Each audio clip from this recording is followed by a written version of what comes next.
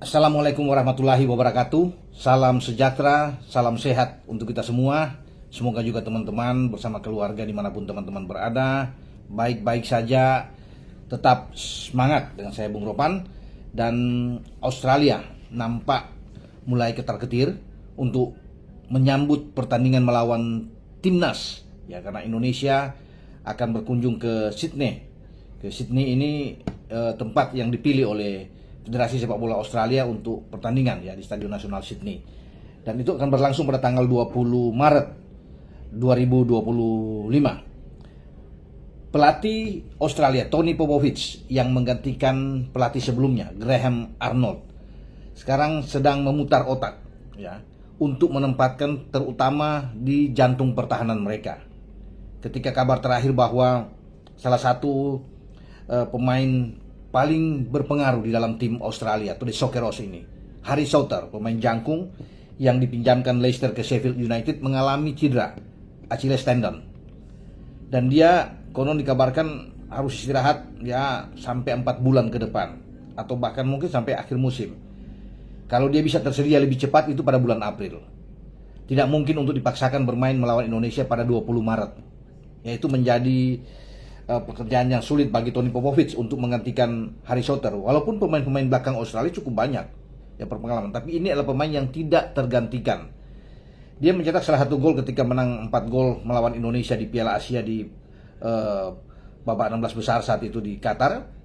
Dan dia tampil di Jakarta saat bermain imbang 0-0 dengan Indonesia. Pasangan dia adalah Cameron Burgess, ya, di jantung pertahanan, karena mereka bermain dengan 4 pemain belakang ketika itu. Ada Alessandro Sirkati di kanan, dan juga ada di kiri Aziz Behich yang bermain di kiri dengan 4 pemain belakang. Nah, sekarang tanpa Harry Souttar, ini yang akan berpikir siapa yang akan menggantikan posisi Harry Souttar. Karena selain Harry Souttar juga ada Alessandro Sirkati, pemain berdarah Italia ini juga mengalami cedera dan tidak akan bermain melawan Indonesia. Sehingga di posisi kanan juga harus dipikirkan dengan matang oleh Tony Popovich. Ya. Indonesia dianggap tim yang sangat berbahaya di mata Tony Popovich ketika mereka melihat Jai Ises dan kawan-kawan mampu mengalahkan Arab Saudi 2-0 di GBK. Karena sebelum Arab Saudi datang ke GBK, Arab Saudi bermain imbang menahan Australia.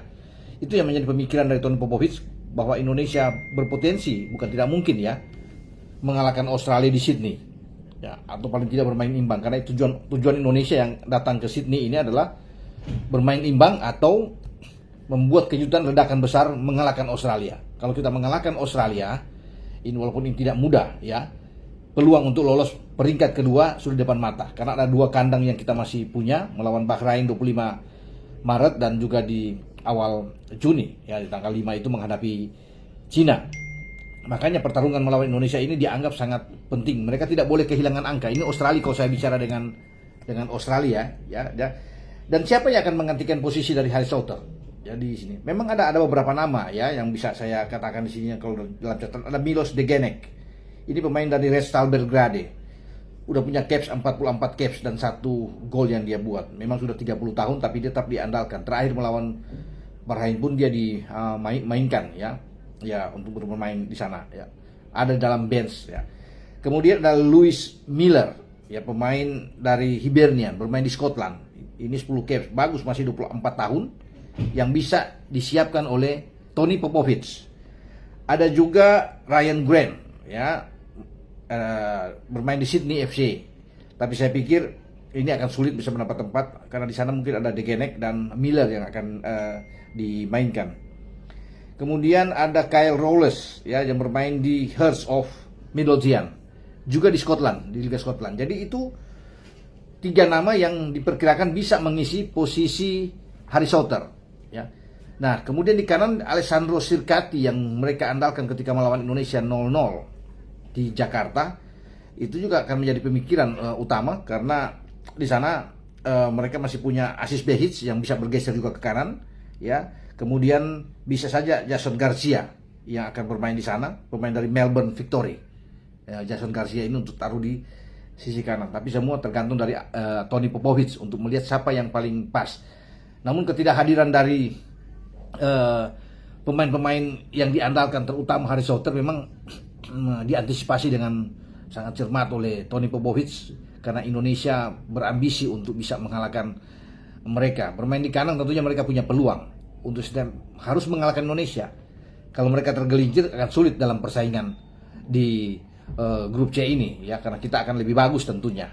Makanya mereka akan bermain hidup mati melawan dengan tim kita. Kita memang tidak ada punya Ragnar Oratmangun, tapi kedatangan seorang Ole Romeni dianggap ini akan membahayakan bagi pertahanan Australia, karena mereka juga mengantisipasi. Mereka tahu berita-berita tentang tim Indonesia dengan pemain seperti Ole Romeni yang saat ini sudah berada di Oxford United setelah pindah dari Utrecht. Jadi ini menjadi suatu hal yang menarik untuk kita tunggu ya, karena mereka sekarang bermasalah di jantung pertahanan dan harus dimanfaatkan dengan baik. Meski kita tidak punya pemain yang cepat seperti Ragnar, tapi dengan kalau Ole masuk ini akan jauh lebih bagus, karena kita juga masih punya Rafael Struijk yang akan bermain di depan ya. Kita akan lihat nantinya formasi apa yang akan kita tampilkan melawan Australia, dan kita tidak boleh kalah dalam pertandingan ini. Kalau paling tidak saya bilang itu imbang sudah bagus buat Jai Isyas dan kawan-kawan. Ya apalagi kita menang, wah itu bonus yang luar biasa untuk kita dapatkan di sini, dan kita sudah bisa memimpikan untuk bisa hadir di Piala Dunia 2026 kalau menang melawan Australia, dan kita akan berada di peringkat kedua di belakang Jepang, karena Arab Saudi yang menjadi saingan kita juga masih akan menuju ke Jepang untuk bermain ya di sana, termasuk Bahrain yang sedang bagus-bagus di Piala Teluk, dia akan ke Jepang. Dan saya rasa ketika Jepang mengalahkan Bahrain 5-0 di markas Bahrain, sulit bagi Bahrain untuk mengalahkan Jepang, karena Jepang butuh menang melawan Bahrain untuk mereka lolos. Dengan 19 poin mereka akan langsung lolos. Arab akan ke Jepang, Australia masih punya sisa pertandingan melawan juga Jepang, Australia masih akan berkunjung ke Arab Saudi. Jadi itu peluang kita terbuka ketika baku hantam di antara pesaing-pesaing kita yang ada di bawah kita ya. Dan kalau kita bisa mendapatkan poin penting melawan Australia di Sydney, ini bagus buat pemain-pemain kita. Jadi semoga ya kita bisa mendapatkan hasil positif di saat akan menghadapi Australia. Memang masih lama, mungkin masih ada 2 bulan lebih ke sana, tapi seperti sudah tidak sabar banyak penggemar sepak bola Indonesia, pencinta sepak bola Indonesia untuk melihat duel antara Australia melawan Indonesia di Sydney. Oke, dengan saya Bung Ropan berbicara di sini untuk laga Australia melawan Sydney, di mana pertahanan Australia sedang bermasalah untuk menghadapi Indonesia. Tinggal sekarang bagaimana kita bisa memanfaatkan laga tersebut di saat Alessandro Sirkati tidak ada, di saat Harry Soter juga tidak ada di sana. Walaupun mereka masih punya, saya bilang tadi, ada Cameron Burgess, ya ada Miller, ada Degenek yang mungkin masih bisa bermain, ada Asis Behic yang ada di belakang yang bisa bermain. Tapi kehilangan Harry Soter ini sangat berpengaruh, dan kita harus bisa memanfaatkan kesempatan itu ya untuk bisa mendapatkan hasil yang baik. Oke, dengan saya Bung Ropan, ciao.